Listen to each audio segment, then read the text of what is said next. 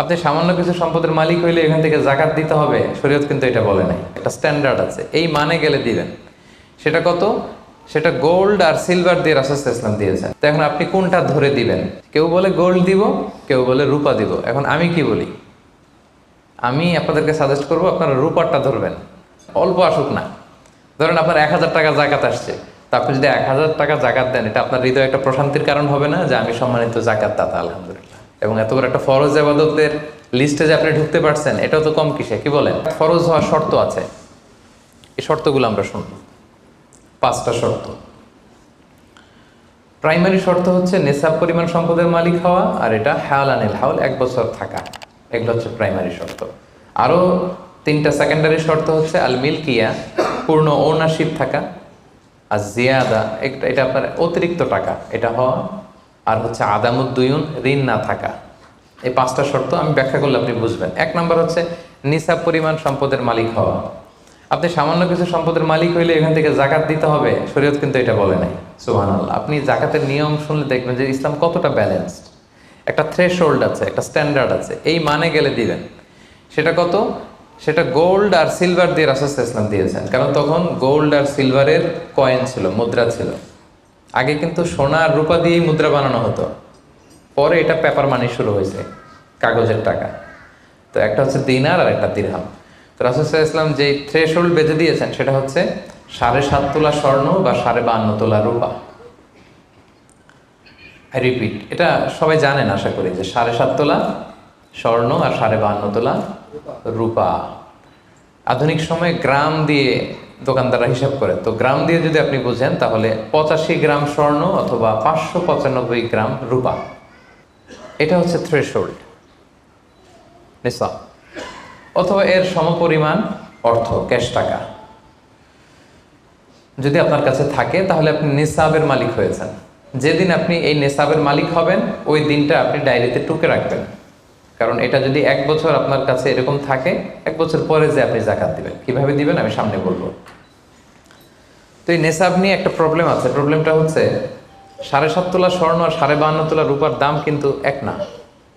52.5 তোলা রূপার দাম খুব কম, আর 7.5 তোলা স্বর্ণের দাম অনেক বেশি। এটা হইল একটাই কম আর একটা বেশি। ঘটনা হচ্ছে রাসূল সাল্লাল্লাহু আলাইহি ওয়াসাল্লাম যখন এই থ্রেশহোল্ডটা বেঁধে দিয়েছিলেন নিসাবটা, তখন দুইটার মান সমান ছিল। তখন 7.5 তোলা স্বর্ণ দিয়ে 52.5 তোলার মতো রূপা পাওয়া যেত, অথবা কেউ 52.5 তোলা রূপা বিক্রি করলে 7.5 তোলা স্বর্ণ পেত। কিন্তু পরে সিলভার ফল করতে শুরু করলো, ফল করতে করতে আজকে এই অবস্থা। গোল্ড আবার খুব একটা ফল করে নাই, ফলে গোল্ডের স্টেবিলিটিটা এখনো রয়ে গিয়েছে। তো এখন আপনি কোনটা ধরে দিবেন জাকাতটা? যদি আপনি রূপা ধরেন, কথার কথা, রূপা যদি এই 1 ভরির দাম 1000 টাকা হয়, তাহলে 52.5 ভরির দাম কত? 52,500 টাকা। কিন্তু স্বর্ণ যদি আপনি হিসাব করেন, 1 ভরি যদি 50,000 হয়, 7.5 ভরি কত? 3.5 লাখ প্লাস, তাহলে প্রায় 7 গুণ কম বেশি, তাই না? এটা নিয়েই হয়ে গেছে জটিলতা। তো এখন আপনি কোনটা ধরে দিবেন? অনেকে বলে না গোল্ড দিব, কারণ গোল্ড ফল করে নাই, এটার যে স্ট্যান্ডার্ড এটা এখনো বজায় আছে। এটা নিয়ে অনেক আলোচনা, আমি খুব সংক্ষেপে বলি। কেউ বলে গোল্ড দিব, কেউ বলে রূপা দিব। এখন আমি কি বলি? আমি আপনাদেরকে সাজেস্ট করবো আপনারা রূপারটা ধরবেন। রূপারটা ধরলে কি লাভ হবে জানেন? 2 দিকেই লাভ, আপনারও লাভ, যিনি নিবে আরও লাভ। রূপারটা ধরলে বেশি সংখ্যক লোক জাকাত দান করতে হবে, তাই না? আর বেশি সংখ্যক গরিব লোকও টাকা পাবে, কি বলেন? তো 2 পক্ষে লাভ হইল না। এখন প্রশ্ন করতে পারেন, হুজুর ও পাইছে ওর লাভ, আমার লাভ কি? আপনার তো সবচেয়ে বড় লাভ, আপনি তো সওয়াব পাবেন আখিরাতে। এটা আমাদের বেশি দরকার না, কি বলেন? যিনি গ্রহীতা উনি পেয়ে লাভ, তার লাভ হইল, আর যিনি দাতা তিনি সওয়াব পেয়ে লাভবান হইলেন, তিনি সম্মানিত জাকাত দাতা হইলেন। অল্প আসুক না, ধরেন আপনার 1000 টাকা জাকাত আসছে, তা আপনি যদি 1000 টাকা জাকাত দেন, এটা আপনার হৃদয়ে একটা প্রশান্তির কারণ হবে না যে আমি সম্মানিত জাকাত দাতা, আলহামদুলিল্লাহ, আই এম এ জাকাত পেয়ার। এবং এত বড় একটা ফরজ ইবাদতের লিস্টে যে আপনি ঢুকতে পারছেন, এটাও তো কম কিসে, কি বলেন? এজন্য স্বর্ণেরটা না ধরে রূপারটা ধরবেন। আপনাদের যে টাকা পয়সা, আপনাদের তো হীরা দিয়ে করা দরকার আপনাদের নেশা। এনিওয়ে, তো এজন্য আপনারা রূপারটা ধরবেন, তাহলে লোকজন উপকৃত হবে বেশি, সম্মানিত ভাই এবং বোনেরা। তাহলে 5টা শর্তের প্রথমটা তো বুঝে গেছেন, নিসাব। কি বলেন? নিসাব বুঝে গেছেন না? 2 নম্বর শর্ত হচ্ছে শুধু এই নেশাব পরিমাণ সম্পদের মালিক হইলেই হবে না ভাইরা, এটাকে হাল আনিল হাউল বলে, মানে 1 বছর আপনার কাছে থাকতে হবে। দেখেন ইসলাম কতটা ভারসাম্যপূর্ণ। কিছু টাকা আপনার কাছে থাকলে এই জাকাত দাও না, এটা 1 বছর থাকতে হবে। যদি দেখা যায় যে আপনার সব খরচ শেষে 1 বছর এই টাকাটা আপনার কাছে অলস পড়ে আছে, তাহলে বোঝা গেল যে আপনি সম্পদশালী এবং আপনার অর্থের একটা স্টেবিলিটি আছে। কি বলেন? তাহলে আপনি নেশাব পরিমাণ সম্পদের মালিক হলেন এবং 1 বছর যদি থাকে, 1 বছর শেষে আপনি জাকাত দিবেন। এই বছরটা কিন্তু সৌর বছর না, সোলার ইয়ারে হিসাব করলে হবে না, এটা লুনার ইয়ারে, চান্দ্র বছরে।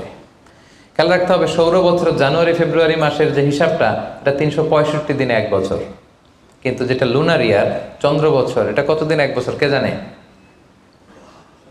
কেউ জানেন না? 300 হ্যাঁ 354 দিন, রাইট। 354 দিন, সামান্য কিছু সময়। তো 11 দিনের কিন্তু এখানে ডিফারেন্স আছে, 11 দিনের ডিফারেন্স আছে। তো আপনি হিসেব করবেন হচ্ছে চান্দ্র বছর অনুযায়ী, সৌর বছর অনুযায়ী না। তো সৌর বছর অনুযায়ী যদি করেন তাহলে আপনার জাকাত কিন্তু 2.5% থাকবে না।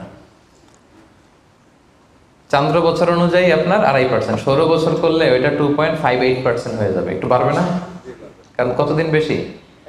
11 দিন বেশি, পার্সেন্টেজও বেড়ে যাবে। তখন কিন্তু জাকাত আপনার 2.5% থাকবে না, 2.58%। বলার আগেই বুঝে যায়, কারণ সব ব্যবসায়ী সারাদিন ক্যালকুলেটর নিয়ে কোত্থেকে শিপমেন্ট হইলো, কত মিলিয়ন গেল, কত মিলিয়ন ঢুকলো, সব মুখস্থ, যেন বলার আগে বুঝে ফেলতেছে চটচট করে, মাশাআল্লাহ। তো তখন আর 2.5% হচ্ছে না, 2.58% হচ্ছে। তাহলে সম্মানিত ভাইরা, আপনি ধরেন, উদাহরণস্বরূপ ধরেন যে আপনি গত রমজানের 20 তারিখে সর্বপ্রথম নিসাব পরিমাণ সম্পদের মালিক হয়েছিলেন। তো তারপরে আপনি খেয়াল করবেন যে দেখি সারা বছর এই পরিমাণ অতিরিক্ত অলস টাকা আমার কাছে পড়ে থাকে কিনা। থাকতে থাকতে থাকতে থাকতে এই রমজানের 20 পর্যন্ত দেখেন যায় টাকা ওইটা তো আছে, আরও হয়েছে টাকা।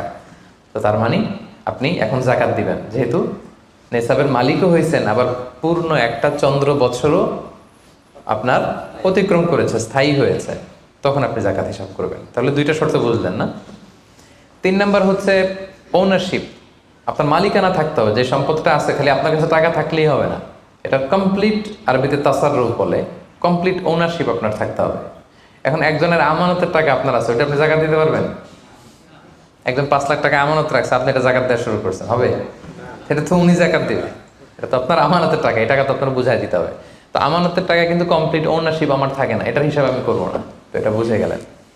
4 নাম্বার হচ্ছে এই টাকা আপনার অতিরিক্ত হইতে হবে, আরবিতে বলে জিয়াদা। দেখেন ইসলাম কত সুন্দর। ইসলাম বলে আপনার নিজের পার্সোনাল এক্সপেন্সিস, আপনার লিভিং কস্ট, আপনার সব ধরনের অ্যাকোমোডেশন, আপনার ট্রান্সপোর্টেশন এক্সপেন্সিস, আপনার মেডিকেল এক্সপেন্সিস, আপনার বাচ্চার স্কুলিং, আপনার ইয়ারলি ট্রিপ যদি থাকে, এন্টারটেনমেন্ট, ধরেন বছরে আপনি একবার ফ্যামিলি আউটিং করেন, এই খরচটা, যত খরচ আপনার হতে পারে, এই সব খরচ শেষেও কিছু টাকা আপনার থেকে যায়, ইসলাম বলে ওইটার উপরে জাকাত দিবে। সুবহানাল্লাহ। জিয়াদা, অতিরিক্ত হওয়া শর্ত। আপনার লাগে, যদি আপনার এই টাকা লাগে, ওটা তো আপনি ইউজ করবেন। আপনার টাকার ব্যবহারের জন্য সবচেয়ে বেশি হকদার কে? আপনি নিজে। আপনার সব খরচ আলহামদুলিল্লাহ সুন্দরভাবে চলে, এরপরেও কি নিসাব পরিমাণ টাকা বছরব্যাপী যখন আপনার রয়ে গেল, ইসলাম বলে জাস্ট 2.5%। সুবহানাল্লাহ। তাহলে অতিরিক্ত হইতে হবে। সর্বশেষ শর্ত, 5টা শর্তের সর্বশেষ শর্ত হচ্ছে ঋণ থাকতে পারবে না। ঋণ থাকলে ওইটা জাকাত থেকে বাদ যাবে। ধরেন আপনার আছে 5 লক্ষ, কিন্তু আবার ঋণও আছে 5 লক্ষ, কথার কথা, তো এটা তো আপনি আগে ঋণ দিবেন, আপনি তার জাকাত দিতে পারবেন না। এই কথাটা কি বুঝতে পারছেন? আচ্ছা, ঋণ ভাই 3 ধরনের। কয় ধরনের? 3 ধরনের।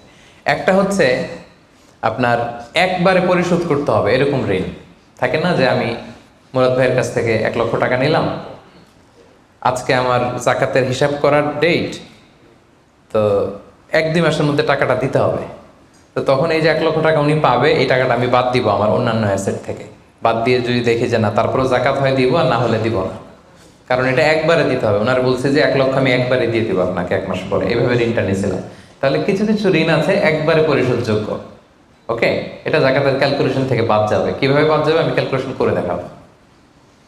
ঋণের দ্বিতীয় প্রকার হচ্ছে ইনস্টলমেন্টের কিছু ঋণ আছে, কিস্তিতে দেয়া লাগে। লেটস সে আমি 1 কোটি টাকা দিয়ে একটা গাড়ি কিনেছি, BMW গাড়ি, বা 50 লক্ষ টাকা দিয়ে আমি একটা হুন্ডা গাড়ি কিনেছি 50 লক্ষ টাকা। তো এটা আমি কিস্তিতে কিনেছি। কিস্তির ঋণ যদি হয় তাহলে আপনি কিন্তু পুরোটা বাদ দিতে পারবেন না, তখন সর্বোচ্চ 12 মাসের কিস্তি বাদ দিতে পারবেন, 12 মান্থসের, তাও এই চন্দ্র মাসের হিসাবে। কারণ জাকাতের হিসাবটা কি 12 মাসের হিসাব, তাই না? এটা একটা ইয়ারলি ক্যালকুলেশন। আপনি পুরোটা যদি একবারে বাদ দেন তাহলে তো আপনার আর জাকাতই দেওয়া লাগবে না। কি বলেন?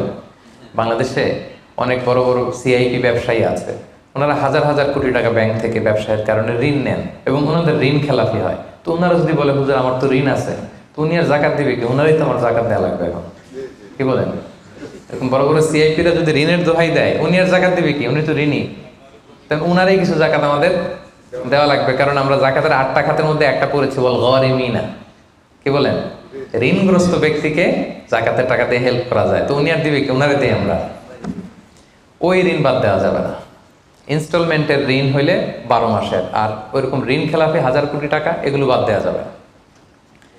3 নাম্বার ঋণ হচ্ছে লাক্সারি পণ্য কিনতে যে ঋণ হয়, এই ঋণ জাকাত থেকে বাদ দেওয়া যাবে না।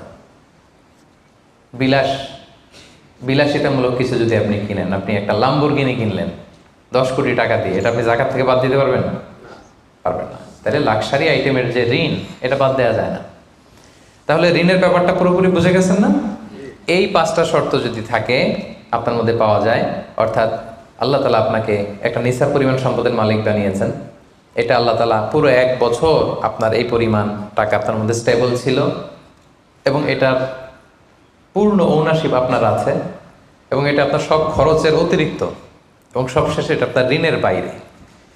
ওই সম্পদ থেকে আল্লাহ তাআলা আপনাকে জাকাত দিতে বলেছেন। তাহলে জাকাতের শর্ত সবার ক্লিয়ার?